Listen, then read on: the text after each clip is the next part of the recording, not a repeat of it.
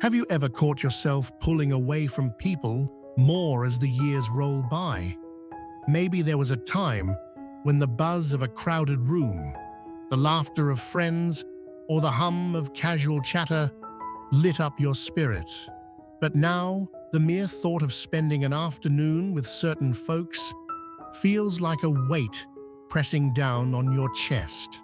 Exhausting, draining, even suffocating.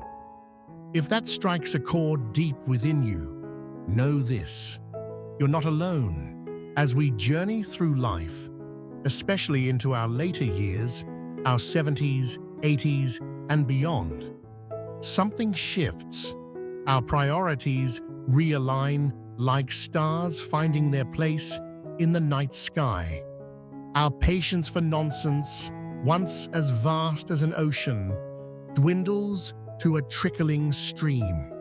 And with the clarity that only decades of living can bestow, we start to see people, relationships, and time itself through a sharper, wiser lens.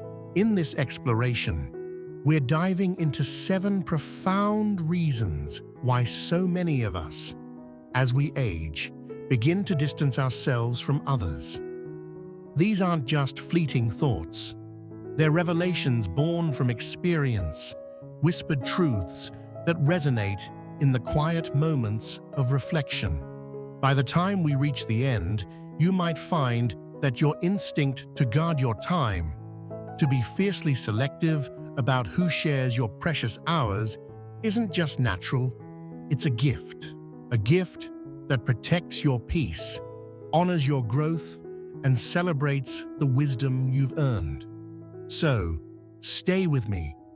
Let's uncover these 7 reasons together, because understanding them could ease the guilt you've carried, quiet the doubts that nag at you, and maybe even spark a newfound gratitude for the silver threads of insight age has woven into your soul. Ready? Let's begin. Number 1. You no longer tolerate superficial conversations. Picture yourself decades ago, perhaps in your 30s or 40s, standing at a co-worker's desk or lingering at a family reunion, nodding along as someone droned on about the rain pelting the windows or the latest neighborhood scandal. Back then, small talk was just part of the rhythm of life, a social dance you performed without much thought. It was harmless, even pleasant at times, like background music to the day's events. But now it's different. As the years have stacked up, those shallow exchanges feel less like music and more like static, grating, pointless noise that scratches at your nerves.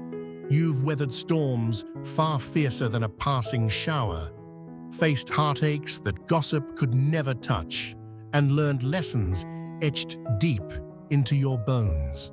At this stage, you hunger for conversations that matter, ones that stir your mind, warm your heart, and leave you feeling fuller than when you started. Take Richard, for instance. At 73, this retired teacher carries the gentle demeanor of someone who's spent a lifetime shaping young minds. In his younger days, he was the heartbeat of every gathering, quick with a joke, eager to chat, a man who could talk to anyone about anything. But lately, when he finds himself at a barbecue or a holiday party, he feels a quiet disconnect.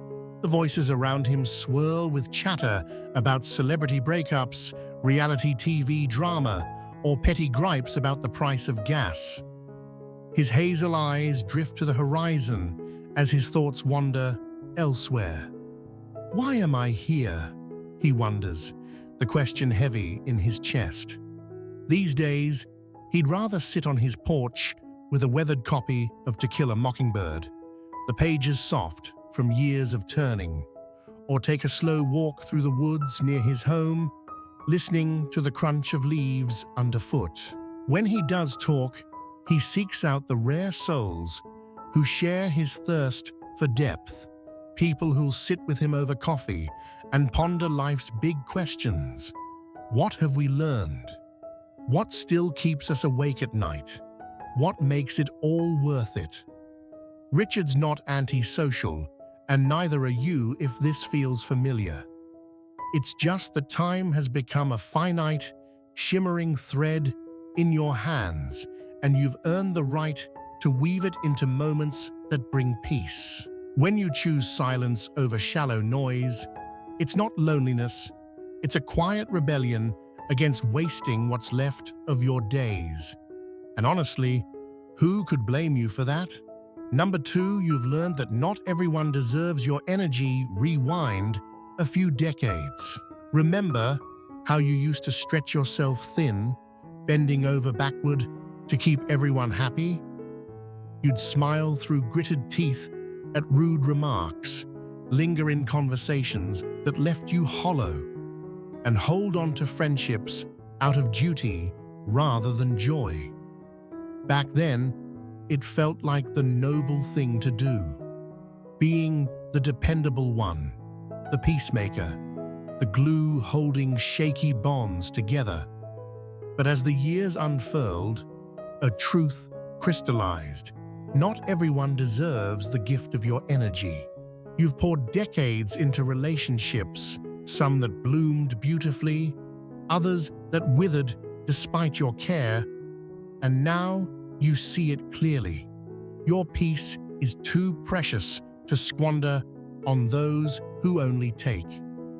Consider Margaret, a 75-year-old woman with a warm smile that hides a steel spine forged by life's trials. In her younger years, she was the rock everyone leaned on. Her phone would ring late at night, with friends spilling their woes, lost jobs, broken hearts, endless dramas, and she'd listen, advise, comfort, even drop her own plans to rush to their side. Her kitchen table became a confessional, her soft voice a balm for restless souls. But when her own storms hit, a health scare that left her shaken, a grief that hollowed her out, where were they? The line went silent. The chairs around her table stayed empty. One crisp autumn day, as she sipped tea alone and watched the leaves drift past her window, it hit her. She'd been watering gardens that wouldn't grow. "If they drain me more than they fill me," she murmured to herself, "they don't belong here." Now, Margaret's circle is smaller but brighter. She surrounds herself with the few who show up, not just when they need something, but when she does. There's her neighbor Tom, who brings her soup when she's under the weather, and her old friend Lila, who calls just to hear her laugh. She's not bitter about the past. She's simply done carrying one-sided burdens. Letting go wasn't easy. It felt like pruning a tree she'd tended for years, but with each cut, she grew lighter, freer, happier. That's the wisdom of age, recognizing your worth and refusing to let anyone dim it. When you stop giving your energy to the wrong people, you make room for the right ones, the ones who see you, value you, and meet you halfway. And that, my friend, is a liberation worth embracing. Number 3, you've grown tired of superficial conversations. There was a time when you could muster a smile and play along with the ebb and flow of small talk, nodding as someone rambled about a cloudy forecast or the latest twist in a soap opera you'd never watched. It was a social ritual, a way to fill the air with sound, and you didn't mind it much. Back then, it felt like a bridge connecting you to others, a thread of politeness woven into the fabric of daily life. But now, as the years have painted silver into your hair and etched lines of experience across your face, that bridge feels more like a treadmill, endless, exhausting, leading nowhere. You've grown weary of talk that skims the surface, words that float like dandelion seeds, only to scatter in the wind. What you crave now is depth, conversations that sink roots into your soul, that challenge your mind or warm your heart long after the last word fades. Imagine Robert, a 73-year-old man with a quiet strength honed by decades as a carpenter. His hands, rough and calloused from years of shaping wood, tell stories his words often don't. In his prime, he'd sit at the local diner after a long shift, sipping coffee and trading banter with anyone who slid into the booth across from him. He'd laugh at complaints about the mayor's latest blunder, or nod through tales of who'd argued with whom at the market. It was easy then, a way to unwind. But one evening, not long ago, he sat at a friend's dinner party, the clatter of plates mingling with chatter about trending hashtags and petty gripes. His gaze drifted to the flickering candles on the table, their soft glow a stark contrast to the noise around him. Why am I still doing this? He thought, the question a pebble rippling through the still waters of his mind. The negativity, the triviality, it clung to him like sawdust he couldn't shake off. From that night on, Robert made a choice. He stopped forcing himself into those draining circles. Instead, he sought out the rare souls who'd sit with him on his porch swing, the creak of the chains a steady rhythm beneath their words. People like his old friend Sam, who'd ask about the lessons life had carved into him, or his granddaughter Ellie, whose curiosity about his past sparked talks that stretched into the dusk. When he traded shallow chatter for those rich exchanges, something shifted. He felt alive again, unburdened. It's not that he's turned his back on people. He's just done pretending that empty talk is worth his time. Age has taught him that energy is a currency, and he'd rather spend it on discussions that linger, that matter, that remind him why connection is worth seeking at all. Number 4, you no longer tolerate one-sided relationships. Cast your mind back to the days when you'd bend over backward to keep a friendship alive. You'd pick up the phone first, scribble a quick note to check in, or plan a lunch just to see a familiar face. It didn't matter if the effort was rarely returned. You told yourself it was fine, that being the giver was your role.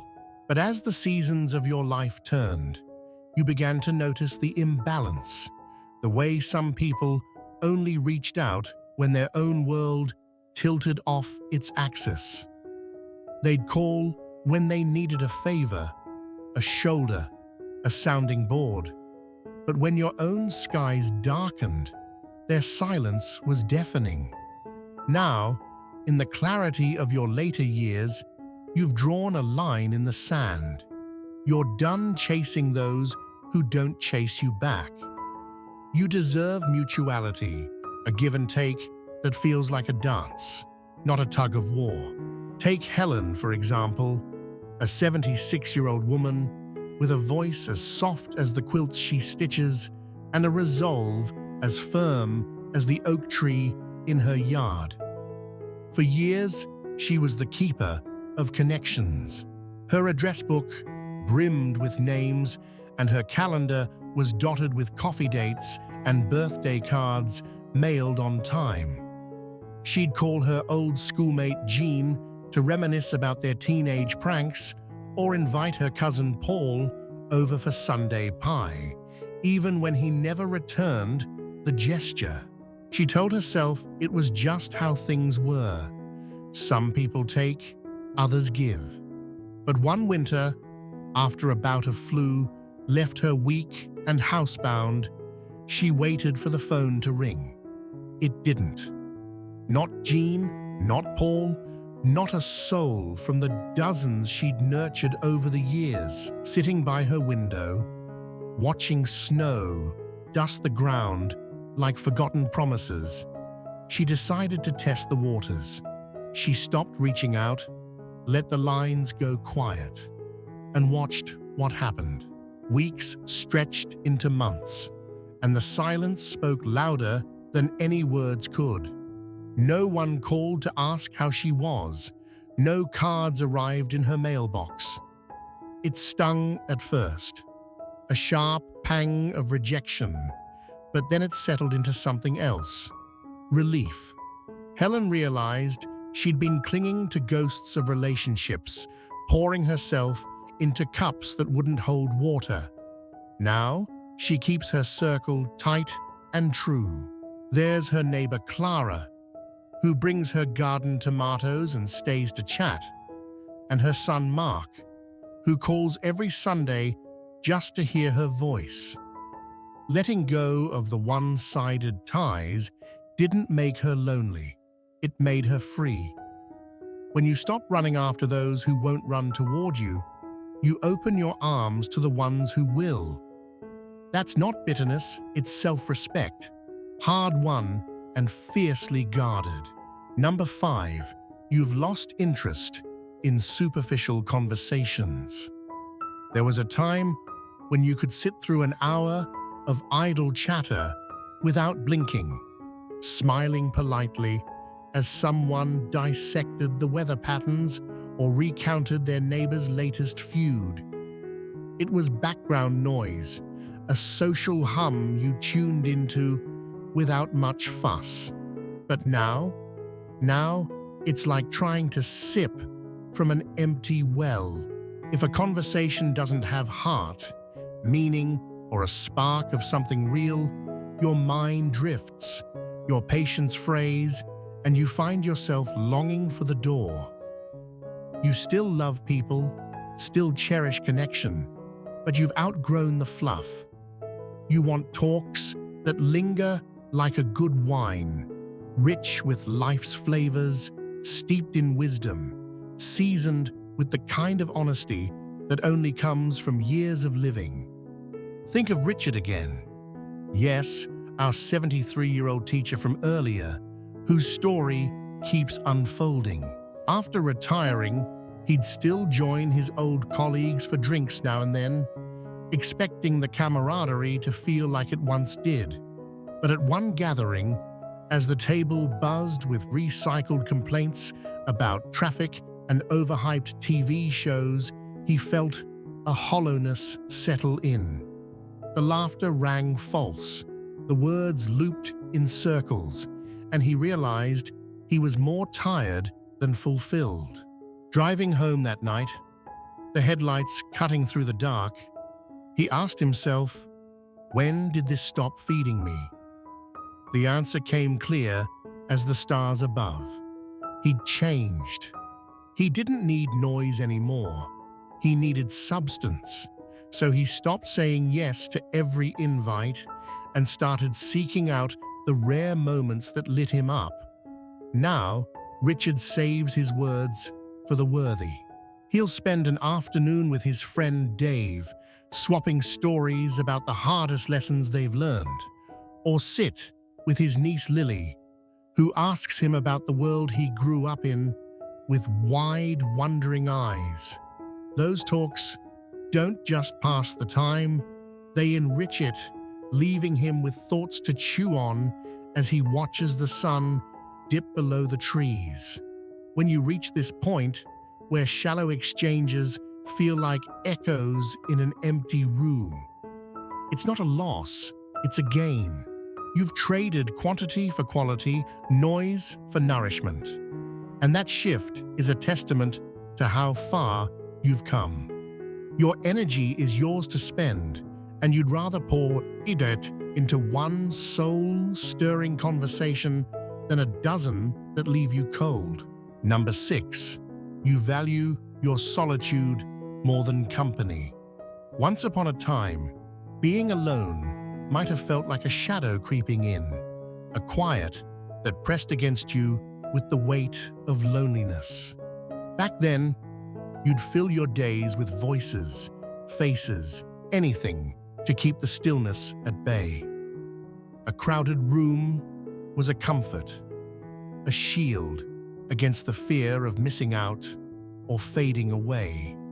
But now, as the years have softened your edges and sharpened your soul, solitude has transformed. It's no longer a void, it's a sanctuary. When you close the door to the world, you're not shutting out life. You're stepping into it fully, unfiltered as yourself. There's no mask to wear, no expectations to meet, just the gentle hum of your own thoughts and the freedom to exist without bending to anyone else's rhythm. Meet Eleanor, a 74-year-old woman whose laugh lines tell tales of a life well lived. In her younger days, she was a whirlwind of social energy, hosting potlucks, attending every church bazaar, flitting from one event to the next with a smile that lit up rooms. She thrived on the bustle, the clink of glasses, the overlapping voices weaving a tapestry of connection. But as the decades piled on, she noticed a shift. Those gatherings started to feel like obligations, not joys. She'd sit through hours of chatter that didn't touch her, nodding along while her mind drifted to the book, waiting on her nightstand, or the garden she longed to tend. One spring morning, as she watched robins hop across her lawn, she asked herself a question that stopped her cold. Why am I still doing this? The answer bloomed like the tulips at her feet. She didn't have to. From that day, Eleanor rewrote her story. She stopped packing her calendar with events that left her weary and started savoring her own company. Now, she spends afternoons curled up with a novel, the pages rustling like old friends whispering secrets. Or she'll walk the winding path behind her house, the breeze carrying the scent of pine as she sorts through memories and dreams. She's not a recluse. Her doors still open to the handful of souls who truly matter, like her daughter Beth, who brings her grandkids over for homemade cookies and stories. But the constant need for company, that's gone. Solitude has become her refuge, a space where she's not performing or pleasing, just being. When you start choosing your own peace over the wrong people, it's not withdrawal, it's reverence for the life you've built. It's a quiet power, a sign you've learned to protect what's yours, and Eleanor wears it like a crown. Number 7, you've stopped seeking approval from others. There was a time when the opinions of others hung over you like a storm cloud, dark, heavy, impossible to ignore. You'd tweak your words, your clothes, your choices, all to fit the shape of what they wanted you to be. Did they like you? Were you enough? You'd replay conversations in your head, sifting for missteps, wondering if you'd measured up. It was a dance of doubt, a constant sidestep to keep the peace or win a nod of approval. But now, in the golden light of your later years, that cloud has lifted. You've stepped off the stage, dropped the script, and found something better. Your own voice. You don't need their applause anymore. You're enough as you are, and that truth feels like sunlight breaking through after a long rain. Look at Richard again, our 76-year-old teacher turned truth seeker, whose journey keeps deepening.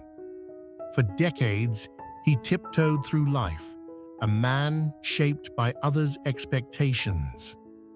He'd wear the stiff collared shirts his sister approved of, bite his tongue when his brother-in-law ranted, and nod at work meetings even when he disagreed, all to avoid ripples. Harmony was his currency, and he paid dearly for it, with exhaustion and a nagging sense that he'd lost himself. Then one summer day, sitting on his porch with a glass of iced tea sweating in his hand, he had an epiphany. Most people are too wrapped up in their own lives to care what I do. It was a revelation as simple as it was profound.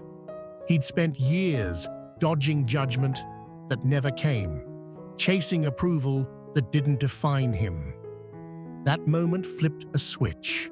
Richard started living for himself. He swapped those collared shirts for soft flannel, let his opinions spill out unfiltered, and made choices that felt right in his gut, not his family's. He'd sit at dinners now and say what he thought, whether it was about politics or the best way to grill a steak, his voice steady with a confidence he'd buried too long. And the world? It didn't collapse. If anything, people leaned in closer, drawn to the man who'd finally stopped pretending. He doesn't second-guess himself anymore, doesn't lie awake replaying words he might have softened. He's free to dress how he wants, speak what he feels, and live by his own compass. When you stop bending for others, you stand taller in your own skin, and that's a piece no one can take away. It's not arrogance, it's authenticity, and at this stage, it's yours to claim. Final thoughts. If you found yourself stepping back from people as the years have rolled on, let this sink in. You're not broken, not strange, not alone. It's not a flaw, it's a flowering. The wisdom of age has sharpened your sight, letting you see past the noise to what truly matters. The people you let into your world now aren't just the ones who happen to be near. They're the ones who bring light, who honor your peace, who mirror the authenticity you've fought to claim. That's not isolation, it's intention. Life at this stage isn't about filling the silence with chatter or the calendar with faces. It's about guarding your energy for the moments, the souls that make your heart hum. Think about it. Every no to a draining conversation or a lopsided bond is a yes to yourself. It's a yes to quiet mornings with a cup of coffee and your thoughts, to deep talks with a friend who gets it, to a life that feels like yours again. That's maturity in its truest form, choosing quality over quantity, depth over distraction, peace over pretense. So what about you? Do any of these reasons echo in your bones? Have you felt your own shift? A quiet pull toward the people and places that feed your soul? I'd love to hear your story. Drop a thought below. Share a lesson you've learned, a change you've made. Your voice matters here, and reading it keeps this journey alive. If this resonated, give it a like, subscribe if you haven't, and pass it along to someone who might need it. Thanks for walking this path with me. Until next time, keep choosing what lights you up.